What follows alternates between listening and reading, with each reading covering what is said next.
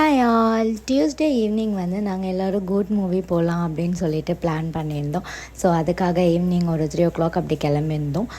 ஈசிஆரில் இருக்க மாயாஜாலுக்கு தான் போயிருந்தோம். நாங்கள் கொஞ்சம் ஏர்லியாகவே போயிட்டோம். அதனால கீழே இருக்க ஒரு ஷாப்பில் வந்து போய் சும்மா பார்த்துட்டு இருந்தோம். அங்கே வந்து ஒரு இயரிங்கும் ப்ரேஸ்லெட் மட்டும்தான் நான் வாங்கினேன்.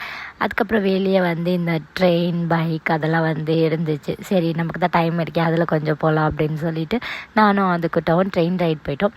அதுக்கப்புறம் அஷுவும் அக்கா அண்ணெல்லாம் வந்து பைக் ரைட் போயிட்டாங்க.